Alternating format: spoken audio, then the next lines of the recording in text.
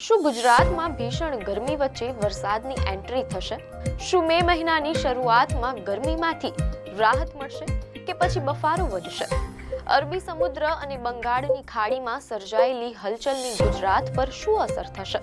જાણો આગામી દિવસોમાં થનારો વરસાદ માવઠું છે કે માત્ર પ્રી મોન્સૂન એક્ટિવિટી? નમસ્કાર દર્શક મિત્રો, @ગુજરાતમાં આપનું સ્વાગત છે. શું ગુજરાતમાં ભીષણ ગરમી વચ્ચે વરસાદની એન્ટ્રી થશે? શું મે મહિનાની શરૂઆતમાં ગરમીમાંથી રાહત મળશે કે પછી બફારો વધશે? અરબી સમુદ્ર અને બંગાળની ખાડીમાં સર્જાયેલી હલચલની ગુજરાત પર શું અસર થશે? જાણો આગામી દિવસોમાં થનારો વરસાદ માવઠું છે કે માત્ર પ્રી મોન્સૂન એક્ટિવિટી? અત્યારે આખું ગુજરાત જાણે ભઠ્ઠીમાં શેકાઈ રહ્યું હોય તેવી સ્થિતિ સર્જાય છે. રાજ્યના મોટાભાગના શહેરોમાં સૂર્યનો મિજાજ આકરો થયો છે અને આકાશમાંથી અગનગોળા વરસી રહ્યા છે. મીડિયા અહેવાલોમાં જાણવા મળેલ છે કે હવામાન વિશ્લેષણ મુજબ આગામી દિવસોમાં ગરમીનું જોર હજુ પણ વધવાની પૂરેપૂરી સંભાવના છે. અમદાવાદ, વડોદરા, સુરત જેવા મેટ્રો શહેરોમાં સવારથી જ ગરમીનો પારો આસમાને પહોંચી રહ્યો છે. લોકો બપોરના સમયે ઘરની બહાર નીકળવાનું ટાળી રહ્યા છે અને રસ્તાઓ સુમસામ જોવા મળી રહ્યા છે. માત્ર શહેરો જ નહીં પણ દરિયાકાંઠાના વિસ્તારોમાં પણ હવે ગરમીની તીવ્ર અસર દેખાવા લાગી છે. તાપમાનની વાત કરીએ તો બપોર થતા સુધીમાં વડોદરા અને અમદાવાદનું તાપમાન 42 ડિગ્રી સેલ્સિયસને પાર કરી રહ્યું છે. ઉત્તર ગુજરાતના મહેસાણા અને કચ્છના વિસ્તારોમાં પણ સ્થિતિ અત્યંત ગંભીર છે. કચ્છમાં રેતી અને પથ્થરો તપવાને કારણે તાપમાન 43 થી 45 ડિગ્રી સુધી પહોંચી શકે તેવી સંભાવના હવામાન વિભાગે વ્યક્ત કરી છે. વહેલી સવારે જો તાપમાન 30 ડિગ્રી હોય તો બપોરે તે કયા સ્તરે પહોંચશે તેની કલ્પના કરવી જ ધ્રુજારી પેદા કરી દે તેવી છે.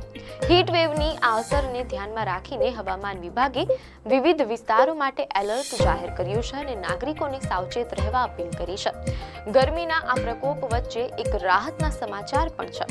મીડિયા અહેવાલોમાં જાણવા મળેલ છે કે રાજ્યમાં આગામી 1-2 દિવસમાં અમુક વિસ્તારોમાં છૂટો છવાયો વરસાદ પડવાની સંભાવના છે.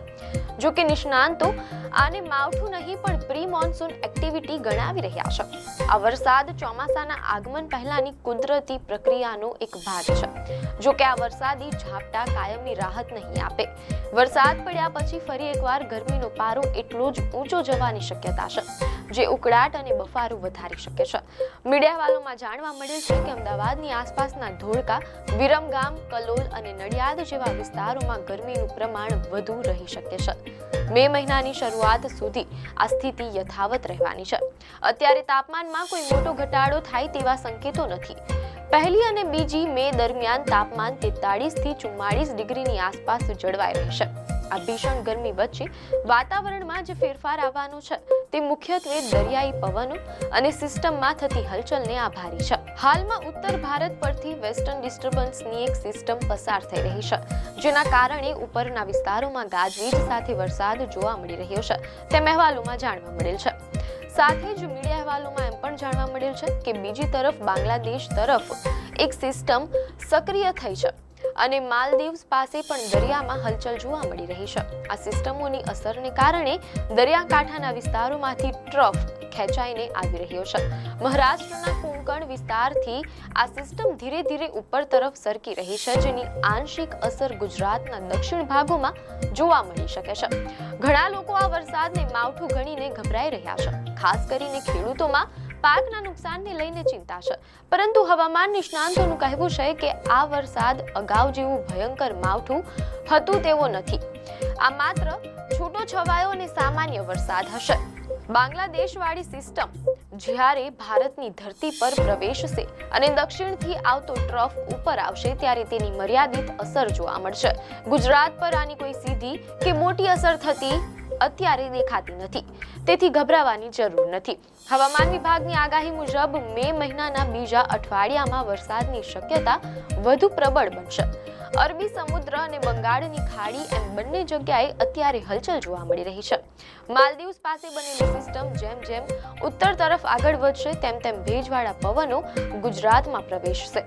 આ પ્રી મોન્સૂન એક્ટિવિટીને કારણે વાતાવરણમાં અચાનક પલટો આવી શકે છે, પરંતુ યાદ રાખવું કે આ વરસાદી માહોલ ટૂંકા ગાળાનો હશે અને મુખ્ય ચોમાસા માટે હજુ આપણે રાહ જોવી પડશે.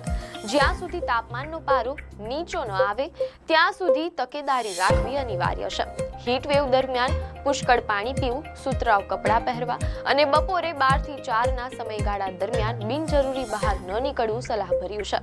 પ્રી મોન્સૂન વરસાદને કારણે વાતાવરણમાં ભેજ વધશે, જે શારીરિક અસ્વસ્થતા પેદા કરી શકે છે. આપને માહિતી સારી લાગી હોય તો વિડીયોને લાઈક અને શેર કરજો, ચેનલને સબસ્ક્રાઇબ કરજો.